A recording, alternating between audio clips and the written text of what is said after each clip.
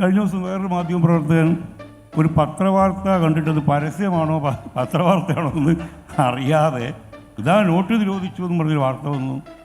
ഇവരെ ഒന്നുകിൽ പുളിവാറ് കൊണ്ടടിക്കണം, അല്ലെങ്കിൽ ഞാൻ രൂക്ഷമായി വിമർശിക്കണം. അദ്ദേഹം ഡോക്ടറേറ്റൊക്കെ ഉള്ള ആളാണ് മീഡിയയിൽ. അപ്പോൾ ഇങ്ങനെയുള്ള മണ്ടത്തരങ്ങൾ വിഴുങ്ങുന്ന ആൾക്കാർ, കാരണം സുരേഷ് ഗോപി പറഞ്ഞതിൽ എന്തെങ്കിലും ഒരു വിവാദമുണ്ടാക്കുക എന്നുള്ളതൊരു അജണ്ടയായിട്ട് എടുത്തിരിക്കുന്ന ഒരു മാധ്യമ പ്രവർത്തനമുണ്ട് ഇവിടെ. വളരെ ദിവസങ്ങൾക്ക് മുൻപാണ് തൃശൂർ എം പി ആയ ശ്രീ സുരേഷ് ഗോപി ഒരു ഉന്നത കുല ജാഥ പരാമർശം നടത്തുന്ന ഒരു സാഹചര്യം ഉണ്ടായത്. അതിനെതിരെ അല്ലെങ്കിൽ അതുമായി ബന്ധപ്പെട്ട് യാതൊരു തരത്തിലും അതിനെതിരെ വലിയ രീതിയിലുള്ള വിമർശനങ്ങൾ സമൂഹത്തിന്റെ പല തലങ്ങളിലുള്ള മനുഷ്യരൊക്കെ നടത്തുക. എന്നിട്ട് ഈ ഉന്നത കുല ജാഥ എന്ന് പറയുന്നത് നമ്മൾ ഈ പറയുന്ന 20-ാം നൂറ്റാണ്ടിൽ ഇരുന്നു കൊണ്ട് അല്ലെങ്കിൽ 21-ാം നൂറ്റാണ്ടിൽ ഇരുന്നു കൊണ്ട് നമുക്കൊന്നും അംഗീകരിക്കാൻ കഴിയാത്തൊരു സ്റ്റേറ്റ്മെന്റ് ആണല്ലോ. ഈ സ്റ്റേറ്റ്മെന്റിനെ താങ്കൾ എങ്ങനെയാണ് നോക്കിക്കാണുന്നത്? ആ പറഞ്ഞത് ശരിയാണോ?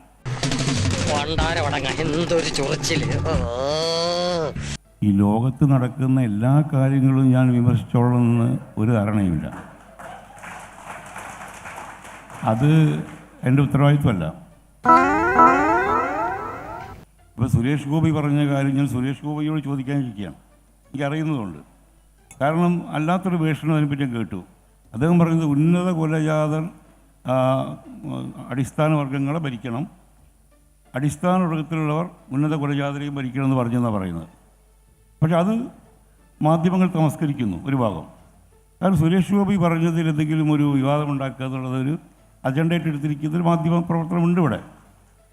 അത് കാണാതിരുന്നുകൂടാ. ദൈവമേ, മൂർഖനെയാണല്ലോ ചവിട്ടിയത്. ഇപ്പോൾ ഒരു ചാനൽ തന്നെ നമുക്കറിയാം, ഒരു ചാനലിൽ തന്നെ വൈകുന്നേരം എഴുതിയിട്ട് 3 നാൾ എഴുതി ചർച്ച ചെയ്യുന്നൊരു പരിപാടിയുണ്ട്. കാണാത്ത സിനിമയെക്കുറിച്ച് 3 നാൾ ചർച്ച ചെയ്യുക. ഒന്നാമത് അവർ സിനിമയ്ക്ക് എതിരാണ്, എന്നാൽ അവർ പരിപാടിക്കൊക്കെ സിനിമക്കാർ വേണം. ഈ 3 നാൾ എഴുതിയിട്ട് ആ സിനിമയിലെ അവസാന രംഗം നന്നായില്ല, അപ്പോൾ മറ്റേ ചോദിക്കും താങ്കളുടെ സിനിമ കണ്ടിരുന്നോ? അല്ല, ഞാൻ കണ്ടിട്ടില്ല. ഇവരെ ഒന്നുകിൽ പുളിവാറ് കൊണ്ടടിക്കണം, അല്ലെങ്കിൽ ഞാൻ രൂക്ഷമായി വിമർശിക്കണം.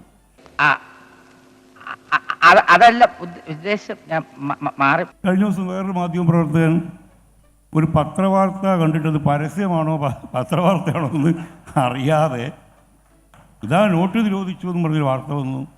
പാവ സഖാക്കൾ അതിനെതിരെ പ്രതിഷേധ പ്രകടനം നടത്തിയത് അദ്ദേഹം ഡോക്ടറേറ്റൊക്കെ ഉള്ള ആളാണ് മീഡിയയിൽ. അപ്പോൾ ഇങ്ങനെയുള്ള മണ്ടത്തരങ്ങൾ വിഴുങ്ങുന്ന ആൾക്കാർ.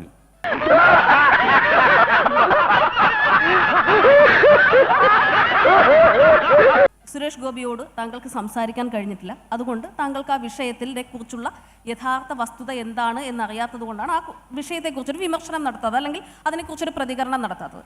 എല്ലാ വിഷയങ്ങളിലും താങ്കൾ ഇതുപോലെ വിമർശനം ഉന്നയിക്കുമ്പോൾ ഈ പറയുന്ന കൺസേൺഡ് പാർട്ടിയുടെ അറിവോടുകൂടി അല്ലെങ്കിൽ കൺസേൺ പാർട്ടിയുടെ അടുത്ത് നിന്ന് വിവരങ്ങൾ എടുത്തതിന് ശേഷമാണോ പ്രതികരിക്കുക?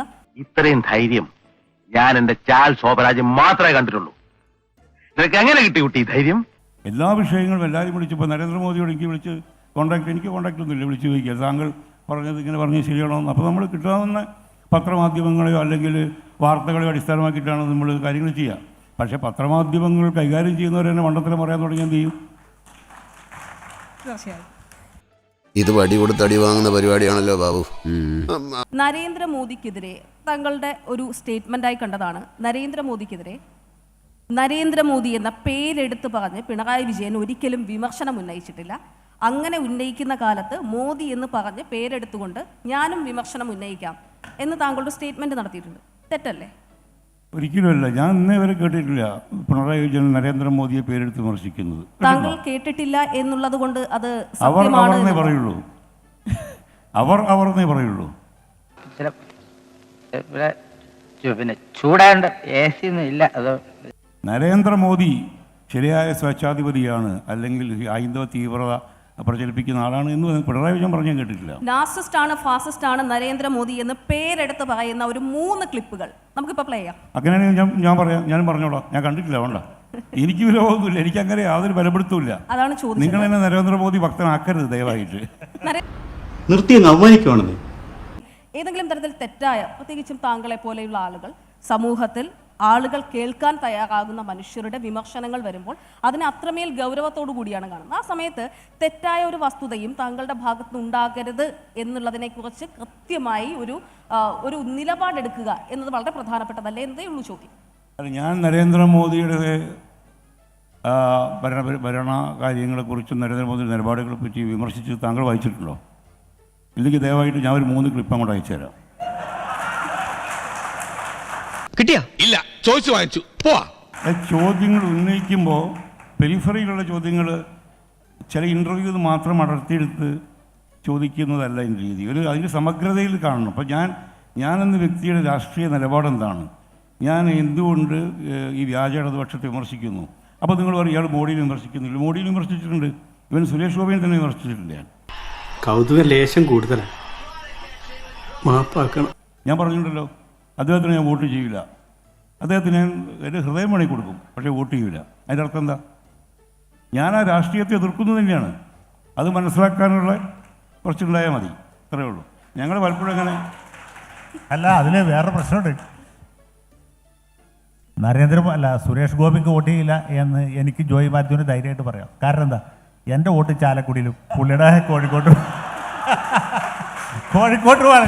അത് നിങ്ങൾക്ക് മനസ്സിലായി. ഒത്തില്ല, എന്താണ് ഒത്തില്ല? ആ മൂപ്പര് ഒപ്പിക്കാൻ നടക്കുക.